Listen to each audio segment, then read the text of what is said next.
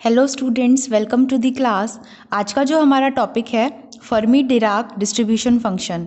Fermi Dirac distribution function को आज हम लोग स्टडी करने वाले हैं। और जो हमारा प्रीवियस वीडियो लेक्चर था, जिसने नहीं देखा है वो ये प्रीवियस वीडियो लेक्चर ज़रूर देख ले। मैंने उसमें ये बताया है कि फर्मी लेवल्स क्या होते हैं। फर्मी लेवल बेसिकली होता क्या है। फर्मी लेवल के लिए सबसे पहले फर्मी डिराक स्टैटिक्स में एक फॉर्मूला उसने दिया था प्रोबेबिलिटी को फाइंड आउट करने का। वो फॉर्मूला एनर्जी और टेम्परेचर दोनों का फंक्शन था।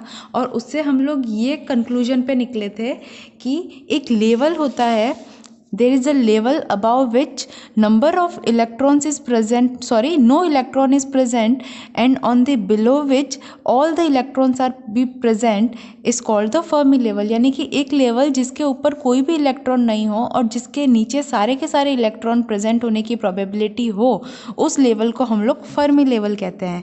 यानी कि फर्मी लेवल बेसिकली हम लोग एक रेफरेंस लेवल कंसीडर कर सकते हैं। एक ऐसा रेफरेंस लेवल जिसके नीचे इलेक्ट्रॉन्स के होने की प्रोबेबिलिटी हो और जिसके ऊपर इलेक्ट्रॉन्स के ना होने की प्रोबेबिलिटी हो, या यहाँ पे प्रोबेबिलिटी 1 हो और यहाँ पे प्रोबेबिलिटी 0 हो। ओके, तो फर्मी लेवल को हम लोग ऑक्यूपेशन प्रोबेबिलिटी भी बोलेंगे। इसको एक ऑक्यूपेशन प्रोबेबिलिटी भी कहेंगे। क्यों कहते हैं इसको ऑक्यूपेशन प्रोबेबिलिटी? क्योंकि ये डिस्ट्रीब्यूशन, फर्मी डिराक डिस्ट्रीब्यूशन, हमको ये बताता है कि किसी भी एनर्जी लेवल पर इलेक्ट्रॉन को ऑक्यूपाई करने की कितनी प्रोबेबिलिटी है। तो इसीलिए हम लोग इसको ऑक्यूपेशन प्रोबेबिलिटी भी कह सकते हैं। सेकेंड पॉइंट इसका ये कह रहा है कि in quantum free electron theory electrons are distributed among various quantum states at any given temperature. इस टॉपिक का बेसिक सा मतलब ये है कि ये हमको टेम्परेचर की बात कर रहा है कि किसी भी गिवन टेम्परेचर पर, टेम्परेचर यहाँ पे बहुत इंपॉर्टेंट फैक्टर है, किसी भी गिवन टेम्परेचर के अंदर एक इलेक्ट्रॉन क्या है, वेरियस क्वांटम स्टेट्स के अंदर मूव कर सकता है। सपोज 0 टेम्परेचर के अंदर कोई इलेक्ट्रॉन, कोई पर्टिकुलर इलेक्ट्रॉन अगर 0 केल्विन के ऊपर एक एनर्जी लेवल E1 में है और उससे ज़्यादा और उससे कम टेम्परेचर पर वो अपने एनर्जी लेवल को क्या कर सकता है, चेंज भी कर सकता है। इस पॉइंट का बेसिक सीधा सा मतलब ये निकलता है। अब हमने ये तो देख लिया कि एक रेफरेंस लेवल के नीचे और ऊपर की बात क्या है, बट हमारा नेक्स्ट पॉइंट है कि at Fermi level what, Fermi level पे क्या होता है। आज हम लोग ये देखेंगे कि फर्मी लेवल पे टेम्परेचर के साथ कोऑर्डिनेट करते हुए कैसे probability of occupying electrons, occupying energy states by the electrons affect. Okay, यानी कि फर्मी लेवल ये वही बात लिखी है कि it is a reference level below which probability of getting electron is 100%, या फिर उसको हम लोग 1 बोल सकते हैं। और बेसिक फैक्टर क्या था, व्हेन टेम्परेचर इज एब्सोल्यूट और temperature is greater than equal to 0 kelvin. Probability की हमको जो प्रोबेबिलिटी का जो फॉर्मूला है वो हमको दिया था कि P is a function of Fermi energy will be equal to 1/1 plus e raise to power E minus EF upon KT। Okay, where K क्या अपना बोल्ट्जमैन कांस्टेंट है, और बोल्ट्जमैन कांस्टेंट की वैल्यू जो है वो है 1.38 इंटू 10⁻23 जूल पर केल्विन। ओके, यहाँ तक आपको क्लियर हुआ होगा। अब हम लोग ये देखेंगे कि E इज इक्वल टू, जब EF रख दें तो हमारे पास में क्या चेंजेस आते हैं। जब E is equal to EF यहाँ पर हम लोग पुट करेंगे, EF हमारी फर्मी एनर्जी है, तो इसकी जो वैल्यू है E माइनस EF की वैल्यू हमारे पास में 0 हो जाएगी। और जब प्रीवियसली मैंने इसको प्रूव किया था E is equal to EF पे रख के, उस वक्त मैंने टेम्परेचर भी क्या कंसिडर किया था, 0 कंसिडर किया था। तो उस समय हमारी कंडीशन बनी थी 0/0 की, वो क्या था, अनडिफाइंड बन गया था। फिर हमने लिमिट से इसको सॉल्व किया था और इसकी प्रोबेबिलिटी मेरे पास में आई थी 1। तो ये जो प्रोबेबिलिटी 1 आई वो किस केस के अंदर आई है, जब मेरा टेम्परेचर भी क्या था, 0 था। बट यहाँ पे मैं क्या कर रही हूँ, किसी T टेम्परेचर के लिए प्रोबेबिलिटी निकाल रही हूँ एट फर्मी एनर्जी लेवल की। फर्मी एनर्जी लेवल पे किसी T टेम्परेचर पे इलेक्ट्रॉन का ऑक्यूपाई करने की जो प्रोबेबिलिटी है वो निकालूंगी। तो इसकी वैल्यू मेरे पास में क्या आ जाएगी, यहाँ पे मेरे पास में ई रेज टू पावर 0 आएगी। ई रेज टू पावर 0 किसी की भी पावर 0, उसकी वैल्यू 1, तो उसकी वैल्यू मैं 1 रखूँगी, यानी कि 1/1 प्लस 1, यानी कि मेरी प्रोबेबिलिटी क्या आ गई है, हाफ। यानी कि इससे क्या कंक्लूजन निकाल सकते हैं कि फर्मी एनर्जी पर किसी टेम्परेचर T पर, T जो है वो ज़्यादा है 0 से, उस पर इलेक्ट्रॉन की इस लेवल में होने की जो प्रोबेबिलिटी है वो हाफ रहती है, हो भी सकता है और नहीं भी हो सकता है। ठीक है, आई होप यहाँ तक ये समझ में आया होगा। अब हमें ये पता लग गया कि टेम्परेचर पे पूरी तरीके से डिपेंड तो कर रहा है हमारा फर्मी डिराक डिस्ट्रीब्यूशन, तो अब ये टेम्परेचर के साथ में कैसे वेरी करेगा वही हमें देखना है। तो यही हमारा नेक्स्ट टॉपिक है कि effect of temperature on Fermi function. Fermi function पर टेम्परेचर का क्या इफेक्ट रहता है, तो इसे हम लोग ग्राफ की मदद से समझने वाले हैं। ग्राफ जो रहेगा वो फर्मी एनर्जी और प्रोबेबिलिटी में हम लोग ड्रॉ करने वाले हैं।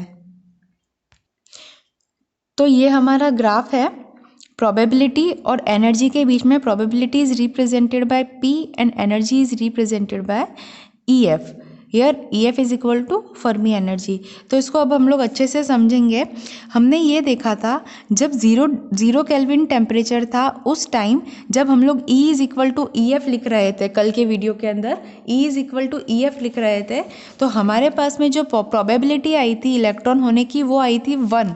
यहाँ पे ये देखो हमारे पास ये अनडिफाइंड कंडीशन बनी थी और इसमें मैंने टेम्परेचर की लिमिट 0 ली थी, तो प्रोबेबिलिटी मेरे पास में क्या आई थी, इलेक्ट्रॉनों के होने की प्रोबेबिलिटी 1 आई थी। तो यहाँ पे इसकी वैल्यू 1 रहेगी।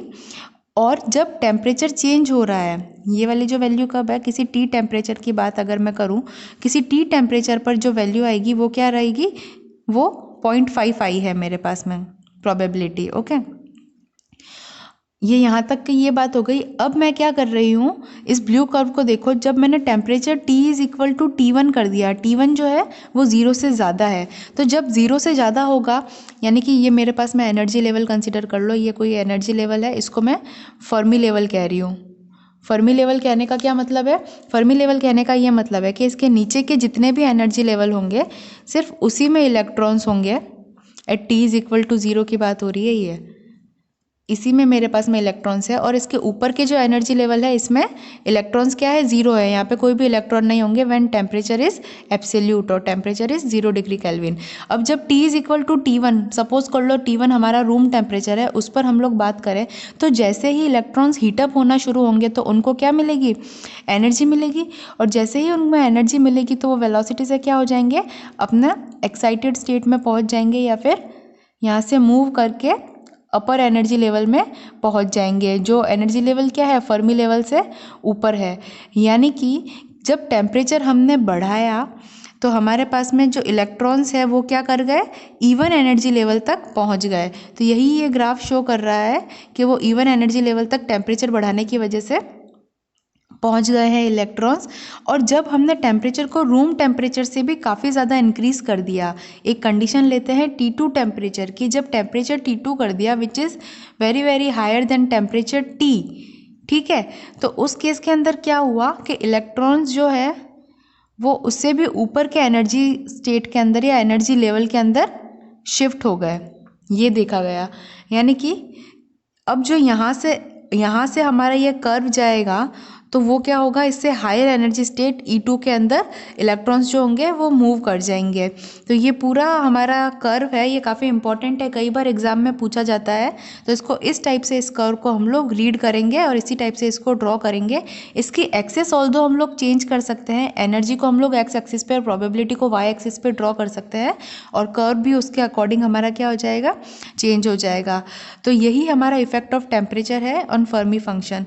अब जब टेम्परेचर बढ़ गया है, तो जब टेम्परेचर बढ़ जाता है, काफ़ी ज़्यादा रह जाता है, when T is very very greater than 0 kelvin, we can say absolute temperature से टेम्परेचर जब ज़्यादा बढ़ जाता है तो हमारी जो क्वांटम और क्लासिकल मैकेनिक्स है वो सेम अप्लाई होने लगती है इन पार्टिकल्स पर।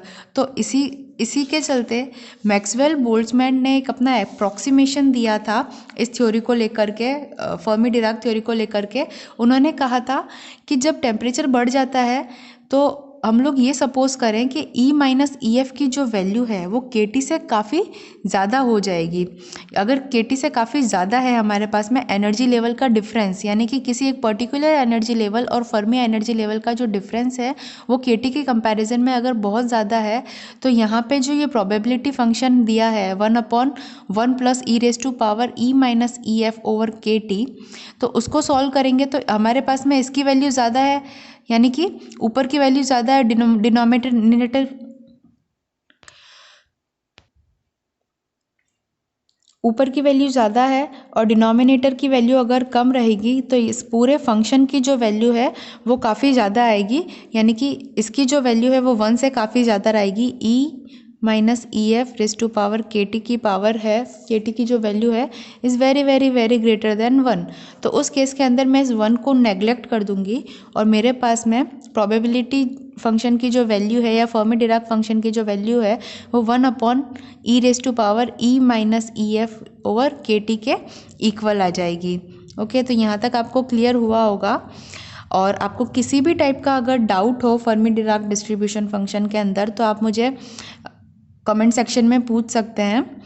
और ये टॉपिक जो है बहुत इम्पॉर्टेंट टॉपिक है, तो इसे आपको ज़रूर से पढ़ना है। So thank you so much for this class, see you in the next class.